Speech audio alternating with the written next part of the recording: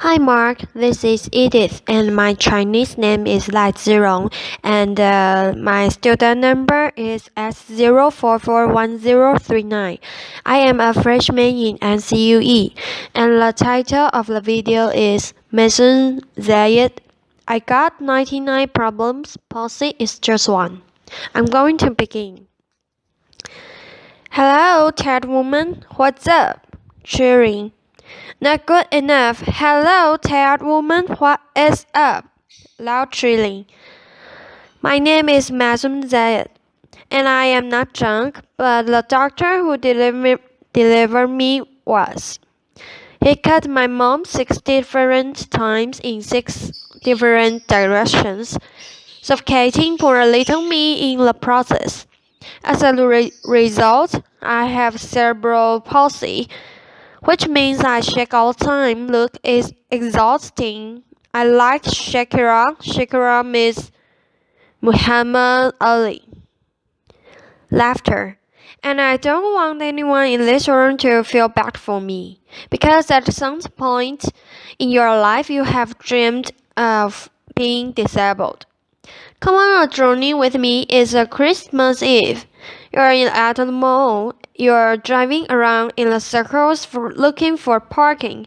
And what do you see? 16 empty handicapped spaces. Laughter. And you're like, God, can't I just be a little disabled? Laughter. Also, I've got to tell you, I've got 99 problems and policy is just one. Laughter. If there was an Operation Olympics, I would win the gold medal. I'm Palestinian Muslim. I'm female. I'm disabled, and I live in New Jersey. Laughter. Applause. If you don't feel better about yourself, maybe you should. Laughter. Cliffside Park, New Jersey is my hometown. I have always loved the fact that my hood and my affliction share the same initials. I also love the fact that if I wanted to walk from my house to New York City, I could. A lot of people with CP don't work. But my parents didn't believe in can't. My father's mantra was, you can do it, yes, you can. Laughter. So if my 3 older sisters were mopping, I was mopping. If my 3 older sisters went to public school, my parents would sue the school system and guarantee that I went too. And if we didn't all get A's, we all got my mother's slipper. Laughter. My father taught me how to walk when I was 5 years old by placing my heels on his feet and just walking. Another tactic that he used is he would dangle a dollar bill in front of me and have me chase it. Laughter. My inner stripper was very strong. Laughter. Yeah, no. By the first day of kindergarten, I was walking like a champ who had been punched one too many times. Laughter. Growing up, there were only 6 Arabs in my town, and they were all my family. Laughter. Now there are 20 Arabs in town, and they are still all my family. Laughter. I don't think anyone even noticed we weren't Italian. Laughter. Applause. This was before 9/11 and before politicians thought it was appropriate to use I Hate Museums as a campaign slogan, and the people that I grew up with had no problem with my faith. They did, however, seem very concerned that I would starve to death during Ramadan. I would explain to them that I have enough fat to live off for 3 whole months, so fasting from sunrise to sunset is a piece of cake. Laughter. I have tap danced on Broadway. Yeah, on Broadway. It's crazy. Applause. My parents couldn't afford physical therapy, so they sent me to dancing school. I learned how to dance in heels, which means I can walk in heels. And I'm from Jersey, and we are really concerned with being tricked. So if my friends wear heels, so did I. And when my friends went and spent their summer vacations on the Jersey Shore, I did not. I spent my summers in a war zone because my parents were afraid that if we didn't go back to Palestine, every single summer would grow up to be Medina. Laughter. Summer vacations often consisted of my father trying to heal me, so I drank deer's milk. I had hot cups on my back. I was drunked in the Dead Sea, and I remember the water burning my eyes and thinking, it's working. Laughter. But one miracle cure we did find was yoga. I have to tell you, it's very boring. But before I did yoga, I was a stand-up comedian who can't stand up. And now I can stand on my head. My parents reinforced this notion that I could do anything. That no dream was impossible, and my dream was to be on the daytime soap opera General Hospital. Laughter. I went to college during affirmative action and got a sweet scholarship to ASU, Arizona State University, because I fit every single quota. Laughter. I was like the padeemmer of the theater department. Everybody loved me. I did all the less than intelligent kids' homework. I got A's in all of my classes as in all of their classes. Laughter. Every time I did a scene from the glass menagerie, my professors would weep, but I never got cast. Finally, my senior year, ASU decided to do a show called They Dance Real Slow in Jackson. It's a play about a girl with CP. I was a girl with CP, so I started shouting from the rooftops. I'm finally going to get a part. I have cerebral palsy. Free at last. Thank God Almighty, I'm free at last. I didn't get a part. Laughter. Sherry Brown got a part. I went racing to the head of the theater department crying hysterically, like someone shot my cat, to ask her why. And she said it was because they didn't think I could do the stunts. I said, excuse me, if I can't do the stunts, neither can the character. Laughter, applause. This was a part that I was literally born to play. They gave it to a non-policy actress. College was imitating life. Hollywood was a sordid history of casting able-bodied actors to play disabled on screen.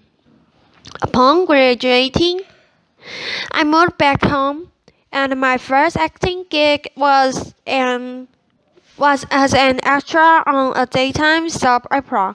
My dream was coming true, and I knew that I would be promoted from diner to working best friend in no time. Laughter.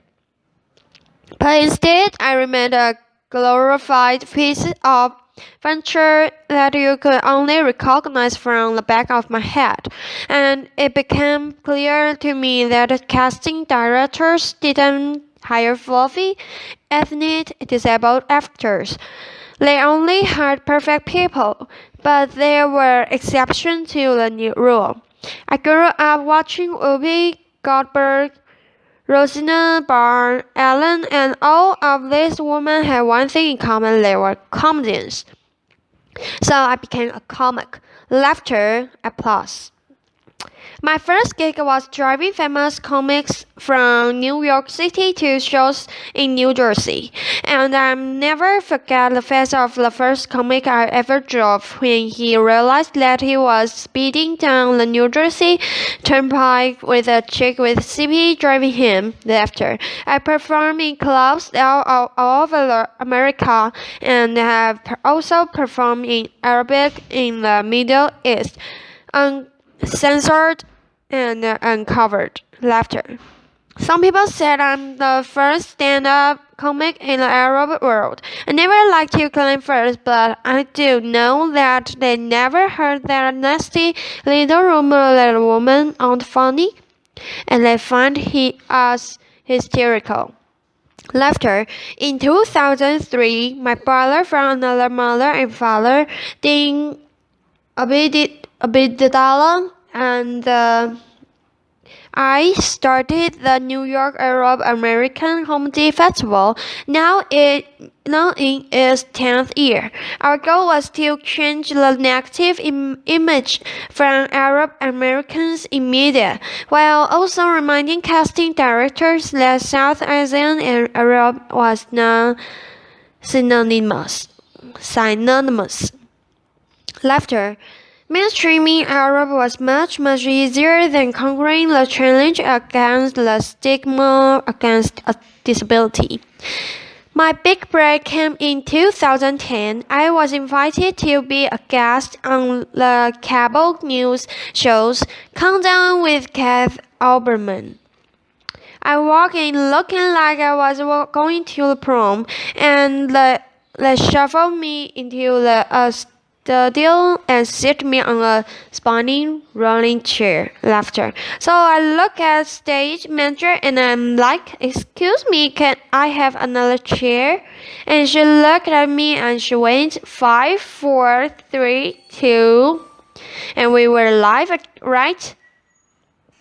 So I had to grip upon the anchor's desk so that I wouldn't roll off the screen during the segment. And when the interview was over, I was livid. I had finally gotten my chance and I blew it, and I knew I would never get invited back. But not only did Mr. Oberman invite me back, he made me a full-time contributor, and he tapped down my chair. Laughter, applause. One fun fact I learned while on the air with Keith Olbermann was that humans on the internet was scumbags. Laughter. Because people said children are cruel, but I was never made fun of as a child or an adult. Suddenly, my disability on the World Wide Web is fair game. I would look at clips online and see comments like, "Yo, why's she tweaking? Yo, is she retarded?" And my favorite, poor Gombe moth terrorist. What does she suffer from? We should really pray for her. One commenter even suggested that I add my disability to my credits. Screenwriter, comedian, posse. Disability is as visual as race. If a wheelchair user can't play Beyonce, then Beyonce can't play a wheelchair user. The disabled are the largest. Yeah, clap for that, man. Come on. Applause. People with disabilities are the largest minority in the world, and we are the most underrepresented in entertainment. The doctors said that I wouldn't work, but I'm here in front of you. However, if I grew up with social media, I don't think I would be. I hope that together we can create more positive images of disability in media and in everyday life. Perhaps if there were more positive images, if it would foster less hate on the internet, or maybe not. Maybe it still takes a village to teach our children well. My cricket journey has taken me to some very spectacular places. I got to walk the red carpet flanked by Sub Diva, Susan Lucy, and the iconic Lauren Arbus. I got to act in a movie with Adam Sandler and work with my idol, the amazing Jeff Matthews. I toured the world as a headliner on Arab Gone Wild. I was a delegate representing the great state of New Jersey at the 2008 DNC, and I founded Maysoon's Kids, a charity that helps to give Palestinian refugee children a sliver of the chance my parents gave me. But the one moment that stands out the most was when I got before this moment. Laughter, applause. But the one moment that stands out the most was when I got to perform for the man who floats like a butterfly and stings like a bee, has Parkinson's and shakes just like me. Muhammad Ali. Applause, applause ends. It was the only time that my father ever saw me perform live, and I dedicate this talk to his memory. Allah Yaba. My name is Maysoon Zayid, and if I can, you can. Sharing applause. It's the end.